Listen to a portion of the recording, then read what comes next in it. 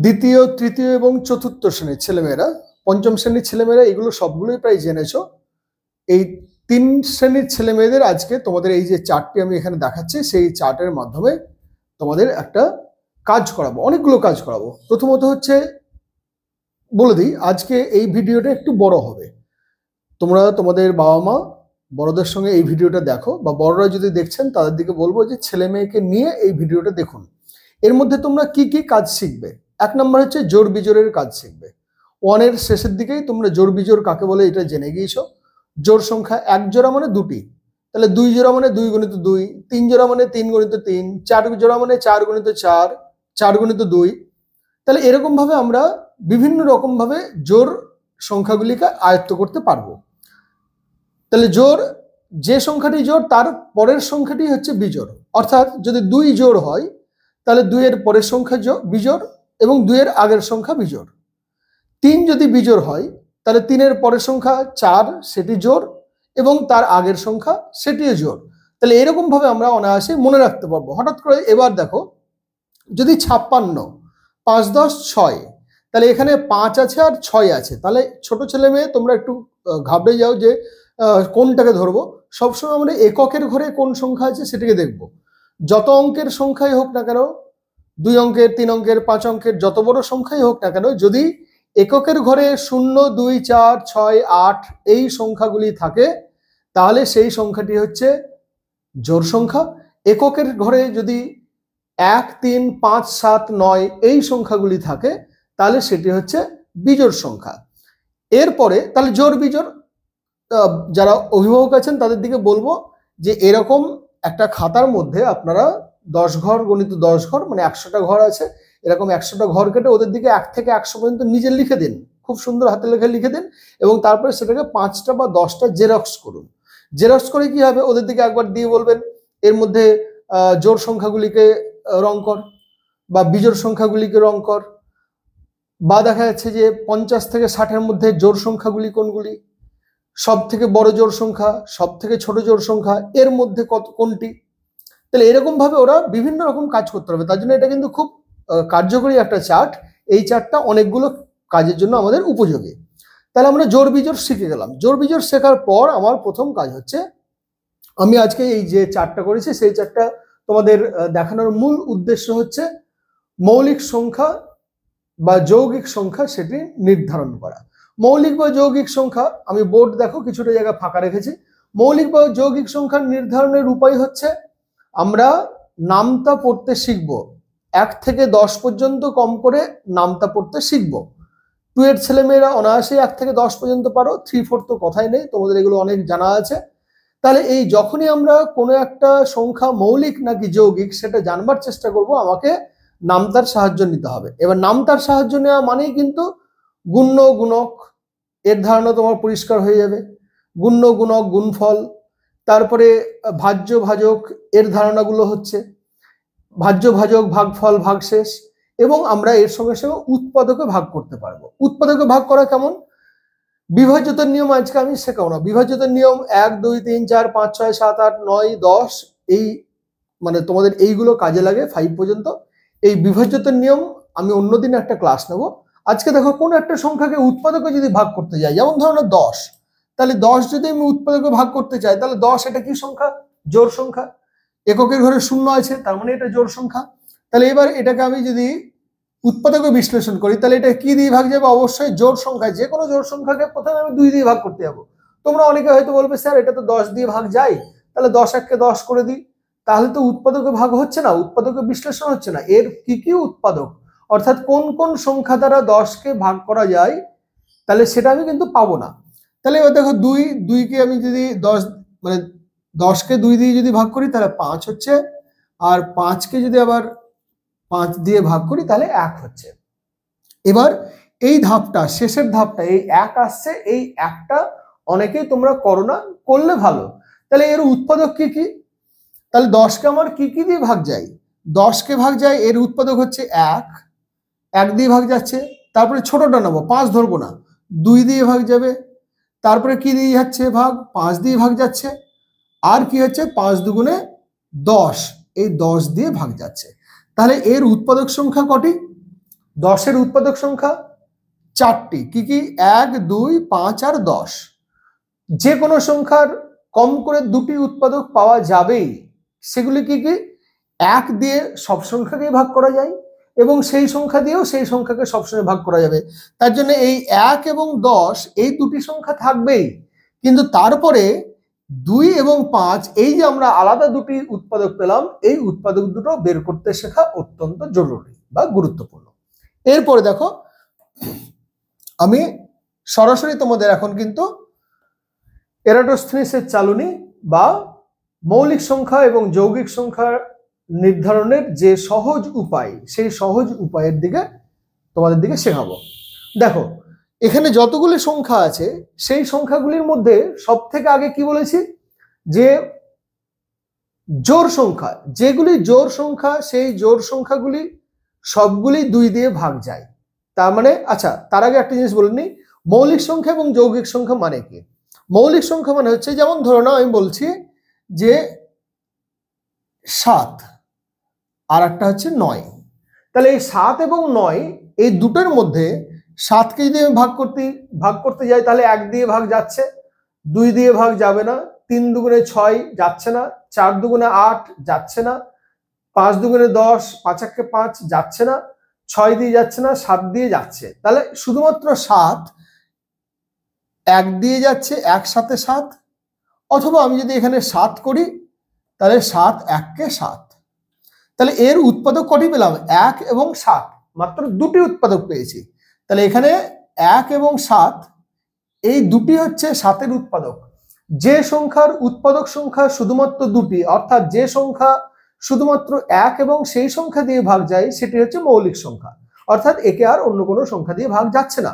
কিন্তু 9-এর ক্ষেত্রে দেখো কি হচ্ছে, 9 নামতা আমরা পড়তে শিখেছি, নামতা পড়লে এমনিতে দেখছি 2 দুগুণে 4, 4 মানে 2 দুগুণে 4, 2 3 6, 2 4 8, 2 5 10 গেল না। এবার 3-এর ঘরের নামতা পড়ো, 3 1 3, 3 দুগুণে 6, 3 3 9, তাহলে মিলে গেল। তাহলে 3 3 9, আবার 3কে যদি ভাগ করি তাহলে 1। তাহলে এর কি কি পেলাম? 1 পেলাম, 3 পেলাম আর 9 পেলাম। অর্থাৎ কিনা এখানে উৎপাদক সংখ্যা কতগুলি পেয়েছি? 1টি, 2টি, 3টি। এখানে উৎপাদক সংখ্যা কটি পেয়েছিলাম? 2টি। তাহলে এখানে 2টি উৎপাদক ছিল আর এখানে হলো 3টি উৎপাদক। যখনই 2-এর অধিক উৎপাদক হবে কোনো সংখ্যার, তখনই সেটা হচ্ছে যৌগিক সংখ্যা, অর্থাৎ সেই সংখ্যাটি সেই সংখ্যা এবং 1 ছাড়াও আরো অন্য কোনো না কোনো গুণনীয়ক দ্বারা বিভক্ত হয়। তাহলে এইটা হচ্ছে আমার যৌগিক এবং মৌলিক সংখ্যার মূল যে সূত্র, সেই সূত্র। এইবার আমরা 1 থেকে 100, তোমরা যদি 1 থেকে 100 মৌলিক সংখ্যা বের করতে শেখো আর বিভাজ্যতার নিয়ম শিখে নাও, তাহলেই তোমরা যে কোনো সংখ্যাকেই ভাগ করতে, মানে মৌলিক না যৌগিক সেটা বের করতে কিন্তু অনায়াসে শিখে যাবে। তাহলে এখানে আমরা 1 থেকে 100 পর্যন্ত টেনেছি, ঘর টেনেছি এবং সেই ঘরের মধ্যে সংখ্যাগুলি দেখো লেখা আছে। আমার হয়তো ভুল নেই, মনে হচ্ছে ভুল নেই, কিন্তু লিখতে গিয়ে অনেক সময় একই রকম লেখা, তো কোথাও যদি ভুল থাকে তাহলে সেটা তোমরা সংশোধন করে নিও। 1 2 3 4 5 6 7 8 9 10 11 12 13 14 15 16 17 18 19 20 এরকম করে দেখো 100 পর্যন্ত আছে। সাধারণত কোথাও ভুল নেই। 2 2 2 2 সবগুলোতে 2, 3 সবগুলোতেই 4, সবগুলোতেই 5, তারপরে 16 17 18 19 20 21 26 27 28 29 30 36 37 38 39 40 মোটামুটি সবগুলোই ঠিক আছে। এবার এর থেকে আমাকে যদি হঠাৎ করে বলা হয় কোনটি মৌলিক সংখ্যা কোনটি যৌগিক সংখ্যা বলো, আমি তো পারবো, তোমরাও পারবে। তোমাদের দিকে হঠাৎ করে বলতে বলবো না, আগে শিখে নাও, তারপরে হঠাৎ করে যদি জিজ্ঞেস করা হয় 100 মধ্যে বলো তো 90 যৌগিক না মৌলিক সংখ্যা, তখন তোমরা মনে মনে ঠিক আমার শেখানো বা বাড়িতেও যারা শিখিয়েছেন, মাস্টারমশাই বিদ্যালয়ে যারা শিখিয়েছেন তাদের কাছ থেকে তোমরা যেরকম ভাবে শিখেছো তাতে দেখবে যে তুমি অনায়াসে কিন্তু 90 যৌগিক সংখ্যা না মৌলিক সংখ্যা সেটি অনায়াসে বলতে পারছো। প্রথমে কি সূত্র? তাহলে 2 দিয়ে যদি কোনো সংখ্যা ভাগ যায় তাহলেই সেটি হচ্ছে যৌগিক সংখ্যা, শুধুমাত্র 2 বাদ দিয়ে। 2 কিন্তু মৌলিক সংখ্যা। কেন? দেখো 2 এর উৎপাদক কটি? 2 দিয়ে ভাগ করছি 1, তাহলে একটা, তাহলে 1 আর 2 হচ্ছে 2 এর উৎপাদক। তাহলে 2 হচ্ছে ক্ষুদ্রতম মৌলিক সংখ্যা, মানে 2 হচ্ছে ক্ষুদ্রতম জোড় মৌলিক সংখ্যা, যুগ্ম মৌলিক মানে জোড় মৌলিক সংখ্যা। আর 1 হচ্ছে যৌগিক নয়, মৌলিক নয়। 1 সংখ্যাটা কিন্তু একটু পিকুলিয়ার। 1 এর উৎপাদক সংখ্যা কত? দেখো একের উৎপাদক সংখ্যা, এককে এক দিয়ে ভাগ করলে এক এককে এক, তাহলে মানে এক এককে এক, তাহলে এর উৎপাদক সংখ্যা একটি, তার জন্য এক মৌলিকও নয় যৌগিকও নয়। তাহলে এবার 2 থেকে শুরু করছি। তাহলে সমস্ত জোড় সংখ্যা 2 বাদ দিয়ে সেটা হচ্ছে যৌগিক সংখ্যা। তাহলে 2কে আমি এখন রেখে দিচ্ছি, এক তো মৌলিক সংখ্যা হলোই না, তাহলে এটা আমি অন্য কালিতে ব্যবহার করি, তাহলে তোমাদের বুঝতে সুবিধা হবে। এক তো মৌলিক সংখ্যাও নয়, যৌগিক সংখ্যাও নয়, 2 হচ্ছে মৌলিক সংখ্যা, তাহলে 2কে কাটবো না। এরপরে যত সংখ্যা পাবো জোড় সংখ্যা, সেই সমস্ত জোড় সংখ্যাই হচ্ছে যৌগিক সংখ্যা। তাহলে 1 থেকে 2 থেকে মানে 1 থেকে 100 মধ্যে যতগুলি জোড় সংখ্যা আছে সমস্ত জোড় সংখ্যায় আমি কেটে দিতে পারবো। তাহলে আস্তে আস্তে কাটো, তোমাদেরও মজা লাগবে দেখবে। তাহলে কি কি কাটছি আমি? 4 কেটে দিচ্ছি, 5 বাদ দিয়ে 6 কেটে দিচ্ছি, 7 বাদ দিয়ে 8 কেটে দিচ্ছি, 9 বাদ দিয়ে 10 কেটে দিচ্ছি। এবার আর কোনটা কোনটা কাটবো তোমাকে ভাবতে হবে না, তুমি এখানে 2 বাদ দিয়ে বলেছি সমস্ত, তাহলে এই জোড় সংখ্যা যতগুলি আছে এই লাইনের সেগুলি সবগুলোই দেখো অবশ্যই যৌগিক সংখ্যা। তাহলে এখানেও ঠিক তাই, এই ঘরের সবগুলোই যৌগিক সংখ্যা। তাহলে এখানে 16, 26, 36, 46, 56, 66, 76, 86, 96, এখানে সবগুলোই পরপর পরপর 3 0 30, 4 0 40, 5 0 50, 6 0 60, 7 0 70, 8 0 80, 9 0 90, 100, এগুলো সবগুলোই কাটা হলো। এখানেও জোড় সংখ্যা, কেন কি এককের ঘরে 8 আছে, তার মানে এগুলি হচ্ছে জোড় সংখ্যা। বোঝা গেছে? তাহলে এবার দেখো, তাহলে আমি প্রাথমিকভাবে যতগুলি জোড় সংখ্যা পেয়েছি 2 বাদ দিয়ে সমস্ত সংখ্যাগুলি হলো যৌগিক সংখ্যা, সবগুলোই কেটে দিয়েছি। তোমরা দেখো একটু ভালো করে দেখো, লাল কালিতে যদি কাটতে দেখতে অসুবিধা হচ্ছে তাহলে আমি অন্য কালি ব্যবহার করব, কালো কালি ব্যবহার করি তাহলে সুবিধা হবে। আগে লালগুলো ব্যবহার করে নিয়েছি তো ঠিক আছে। তাহলে এরপরে 3-এর ঘরের নামটা পড়ো। 3 1 3, 3 হচ্ছে মৌলিক সংখ্যা, কেন কি 3-এর উৎপাদক 1 এবং 3, 3কে আর অন্য কোনো সংখ্যা দিয়ে ভাগ করা যায় না। 4 যৌগিক বলে দিয়েছি। এবার দেখো 3 1 3, 3 2 6, 6 যৌগিক। 3 3 9, তাহলে 9 কেটে দিলাম। 3 4 12 কাটা আছে, 3 5 15। এবার মজা হচ্ছে আমি এখানে আরেকটা কাজ সহজেই করে নিতে পারবো। যে সংখ্যাগুলি এককের ঘরে, যে সংখ্যার এককের ঘরে 5 থাকে সেগুলো অবশ্যই 5 দিয়ে ভাগ যায়, আর যে সংখ্যার এককের ঘরে 0 থাকে সেগুলো 5 এবং 10 দিয়ে ভাগ যায়। তো আমার এই শূন্যগুলো তো এমনিতে জোড় সংখ্যা বলে কাটাই পড়ে গিয়েছে। বিজোড় সংখ্যা 5 আছে, এককের ঘরে বিজোড় সংখ্যা 5 আছে, কিন্তু এগুলো যেহেতু 2 অঙ্কের সংখ্যা, 2 অঙ্কের হোক 3 অঙ্কের হোক যাই যত অঙ্কেরই হোক না কেন এগুলো 5 দিয়ে ভাগ যাবে। তাহলে আমি এখানে সবগুলোই 25, 35, 45, 55, 65, 75, 85 এবং 95 এগুলো সবগুলোই কেটে দেবো। এগুলো সবগুলোই হচ্ছে যৌগিক সংখ্যা। তাহলে এবার 3-এর ঘরে নামতে পারো। 3 5 15, 3 6 18 হয়ে গিয়েছে, 3 7 21 মৌলিক যৌগিক হয়ে গেল। 3 8 24 আগেই কাটা আছে, 3 9 27 যৌগিক, 3 10 30, 3 11 33, 3 12 36 আগে কাটা হয়েছে, 3 13 39 কাটা, তারপরে 42 কাটা আছে, 45 কাটা আছে, 48 কাটা আছে, 3 17 51 কাটা হলো, 3 18 54, 57, 7 5 12, তার মানে এটা হচ্ছে যৌগিক সংখ্যা। 60 যৌগিক, 63 3 দিয়ে ভাগ যায়, 66 তো আগেই করেছি, 69 3 দিয়ে ভাগ যায়, 72 3 দিয়ে ভাগ যাচ্ছে আগেই কাটা আছে, 75 3 দিয়ে ভাগ যায়, 78 3 দিয়ে ভাগ যায়, 81 3 দিয়ে ভাগ যায়, 84 আগেই কাটা আছে, 87 3 দিয়ে ভাগ যায়, 90 3 দিয়ে ভাগ যাচ্ছে, 93 3 দিয়ে ভাগ যায়, 96, তারপর হচ্ছে 99। তাহলে এগুলো হচ্ছে 3 দিয়ে ভাগ যায়। এবার 3 দিয়ে ভাগ যায় কেমন করে বুঝবো? বিভাজ্যতার নিয়মটা আমি একটু একটু করে বলে দিচ্ছি।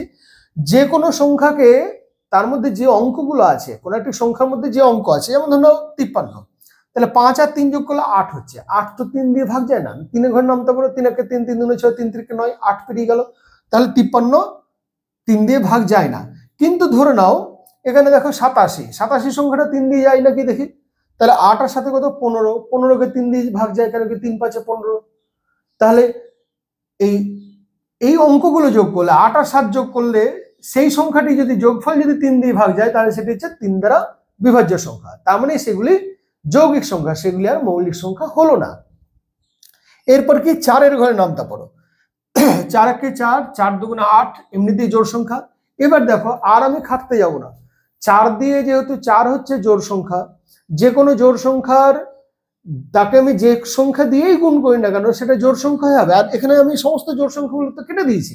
সমস্ত জোড় সংখ্যাই হচ্ছে মৌলিক সংখ্যা, যৌগিক সংখ্যা। 2 বাদ দিয়ে সমস্ত জোড় সংখ্যা হচ্ছে যৌগিক সংখ্যা। তার মানে আমার এখানে আর 4 দিয়ে নামতা পড়বার দরকার নেই। 5 দিয়ে নামতা পড়বার দরকার আছে কিনা দেখি।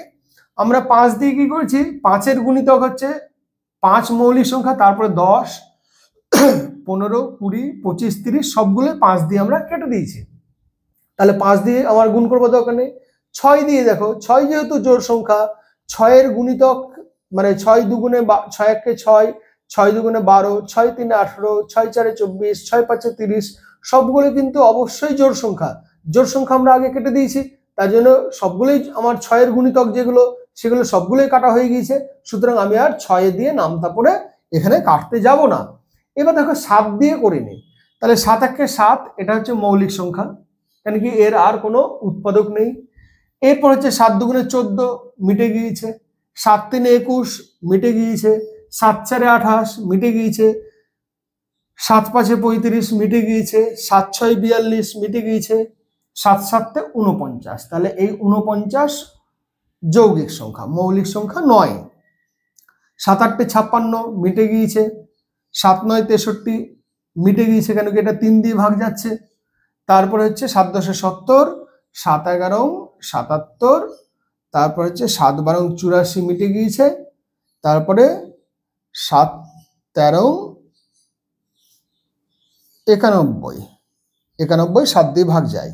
তারপরে 92 93 94 95 96 97 98, তাহলে 7 13 91, তারপরে হচ্ছে 7 14 98, এখানে আমার কাটা আছে, মৌলিক সংখ্যা নয়, এটি যৌগিক সংখ্যা। তাহলে 7-এর ঘরের নামতা পড়লে আমি এখানে সবগুলোই পেলাম। 8-এর ঘরের নামতা পড়তে গিয়ে আমি সময় নষ্ট করবো না, কেন কি 8-এর গুণিতক যতগুলোই আছে সবগুলোই জোড় সংখ্যা এবং সবগুলোই কোনো না কোনো ভাবে কাটা হয়েছে। দেখো 8 5 40, কাটা আছে, দেখো এখানে কাটা আছে। 8 8 64, দেখো এখানে কাটা আছে। 8 9 72, দেখো এখানে কাটা আছে, কেন কি জোড় সংখ্যা, এগুলো আমরা জোড় সংখ্যাগুলো আগেই কেটে ফেলে দিয়েছি। তাহলে এগুলো আমার কখনোই আর মানে মৌলিক হওয়ার কোনো সম্ভাবনাই নেই, তার জন্য আমি 8-এর ঘরের নামতা পড়তে যাব না। এবার দেখো 9-এর ঘরের নামতা। 9 1 9, আগেই 3 দিয়ে ভাগ হয়ে গিয়েছে। তারপর 9 2 18, জোড় সংখ্যা। 9 3 27, মৌলিক সংখ্যা 9, এর 27 যৌগিক সংখ্যা কেটে দিয়েছি আমরা। 9 4 36, কাটা হয়ে গিয়েছে। 9 5 45, কাটা হয়ে গিয়েছে। 9 6 54, কাটা হয়ে গিয়েছে।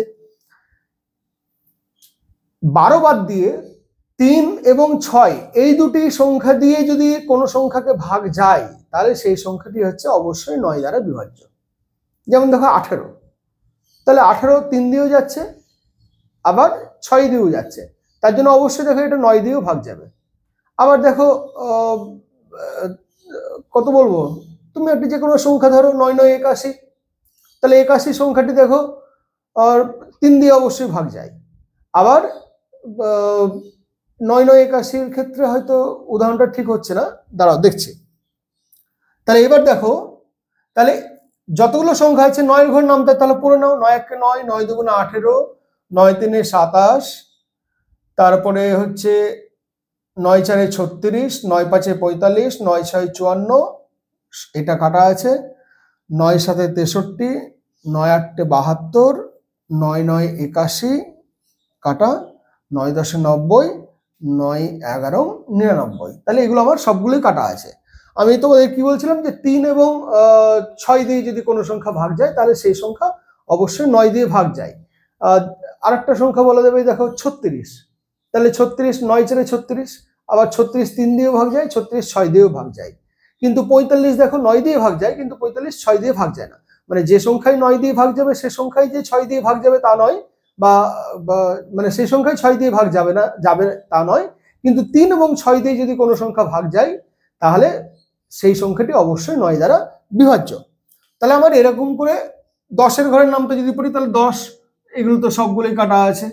10 1 10, 10 2 20, 30 40 50 60 70 80 90 100। তাহলে আমার আর অন্য কোনো সংখ্যায় এমন কোনো সংখ্যা পাবো না এখানে যে সংখ্যাটা মৌলিক সংখ্যা অথচ সেটা আমি কাটিনি। তার মানে যেগুলো কেটেছি সেগুলো সবগুলোই যৌগিক সংখ্যা, যেগুলো কাটেনি সেটা হচ্ছে মৌলিক সংখ্যা। এবারে 11 ঘরের নামটা দেখো, 11 1 11, তাহলে 11 কাটা নাই দেখো, তাহলে 11 মৌলিক সংখ্যা। 11 2 22 কাটা আছে, তাহলে 22 যৌগিক সংখ্যা। 11 3 33 কাটা আছে, এখানে কেটে 3 দিয়েও ভাগ যায়। তাহলে 11 4 44, 11 5 55, 11 6 66, 11 7 77, 11 8 88, আর 11 9 99। এগুলো সবগুলোই কাটা আছে। তাহলে এরকম ভাবে আমরা যে যে সংখ্যাগুলো ভাগ যায় না সেই সংখ্যাগুলো দেখো ঠিকঠাক এখানে পড়ে আছে। তাহলে মৌলিক সংখ্যা কি কি হলো? এবার আমি মৌলিক সংখ্যার যে ঘর, সেই মৌলিক সংখ্যার ঘরগুলো ভালো করে দেখো। 1 মৌলিকও নয়, যৌগিকও নয়। 2 ক্ষুদ্রতম মৌলিক সংখ্যা, এবং 2 হচ্ছে একমাত্র জোড় মৌলিক সংখ্যা। 3 এটা হচ্ছে মৌলিক সংখ্যা।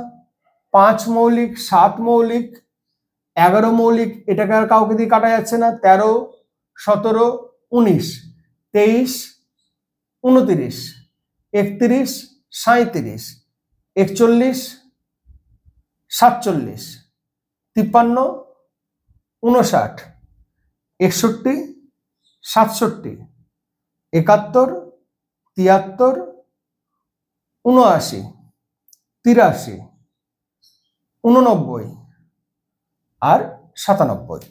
দেখো 90 9.90, তার মানে এটা যৌগিক সংখ্যা হলো না, মানে 9.90 তার মানে এটা যৌগিক সংখ্যা।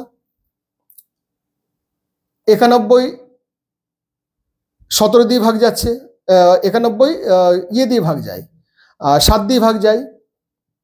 92 জোড় সংখ্যা। 93 3 দিয়ে ভাগ যায়। 94 জোড় সংখ্যা। 95 5 দিয়ে ভাগ যায়। 96 জোড় সংখ্যা। 98 জোড় সংখ্যা। 99 11 দিয়ে ভাগ যায়, 3 দিয়ে ভাগ যায়, 9 দিয়ে ভাগ যায়। 100 10 দিয়ে ভাগ যায়, 5 দিয়ে ভাগ যায়, 2 দিয়ে ভাগ যায়। তাহলে এগুলো হচ্ছে সবগুলো আমার যৌগিক সংখ্যা। তাহলে মৌলিক সংখ্যা কতগুলো পড়ে আছে দেখি একবার গোল করি। তাহলে 1টি 2টি 3টি 4টি 5টি 6টি 7টি 8টি 9টি 10টি 11টি 12 13 14 15 16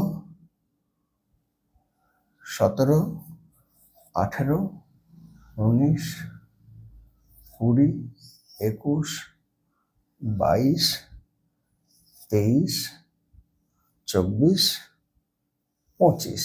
আমার উত্তর ঠিক আছে, কেন কি 25টাই মৌলিক সংখ্যা। এবার তোমাদের এখানে আমি এটা লিখে দিচ্ছি, কি কি মৌলিক সংখ্যা পেলাম সেই মৌলিক সংখ্যাগুলি লিখে দিই। তাহলে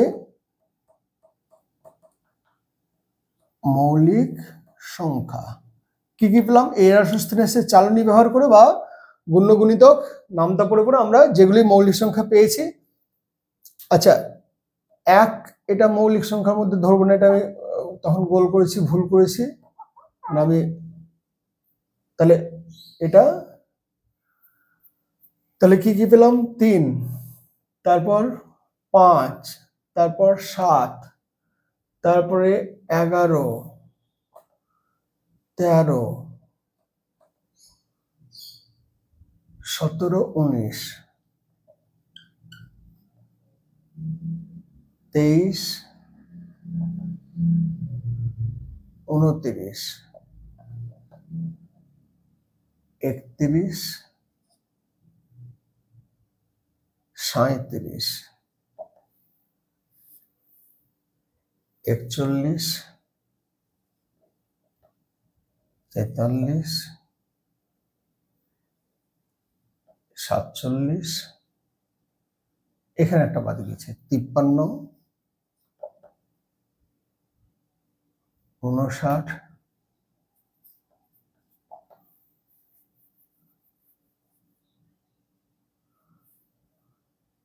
61,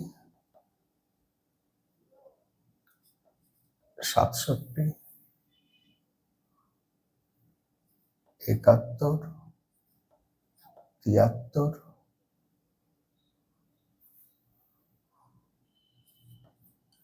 79,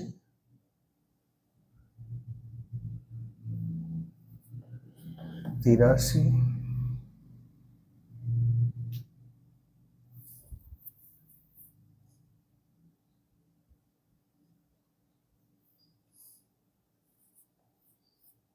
89,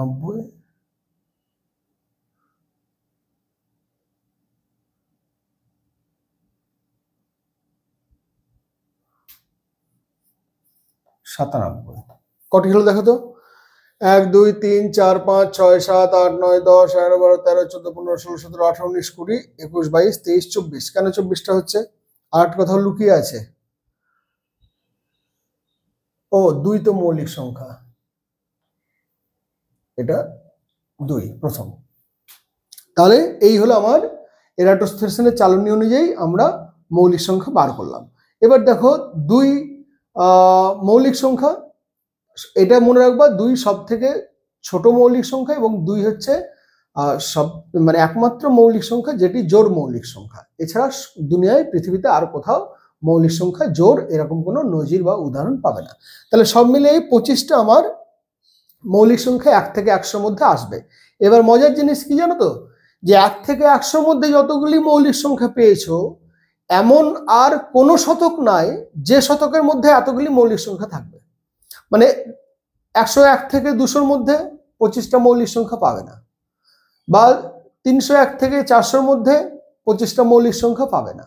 এরকম করে করে 1 থেকে 1000-এর মধ্যে যতগুলি মৌলিক সংখ্যা আছে এরকম কোনো 1000-এর ঘর পাবে না যে 1000-এর ঘরে এর থেকে বেশি মৌলিক সংখ্যা আছে। ওটা অনেক বড় চিন্তা ভাবনা, তোমাদের এখন দরকার নেই। তাহলে এরকম ভাবে আমরা কিন্তু খুব মানে মনে হচ্ছে যেন খিজিবিজি হয়ে যাচ্ছে, কিন্তু তোমরা অনায়াসেই এরকম করে মৌলিক সংখ্যাগুলি, এবং আমরা এর থেকে কিন্তু এবার অনেক কাজ করতে হবে। 3-এর মানে 3-এর গুণিতক কি কি? তাহলে 3-এর গুণিতক হচ্ছে 1 হচ্ছে 3, তারপর 3 দুগুণে 6, তারপর 3 3-এ 9, তারপর 3 4-এ 12। তাহলে এরকম করে আমি গুণিতকগুলো বার করতে শিখবো। 5-এর গুণিতক কি?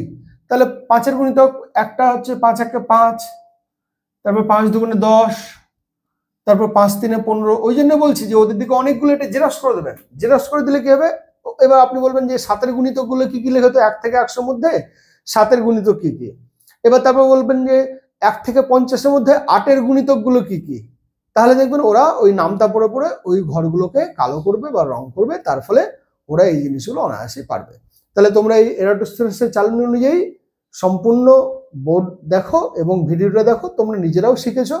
সেই থেকে দেখলে বুঝতে পারবে এরকম করে আমরা নামতা পড়ে পড়ে বা গুণ পড়ে পড়ে গুণ করে করে মৌলিক এবং যৌগিক সংখ্যা সেগুলিকে জানতে পারবো।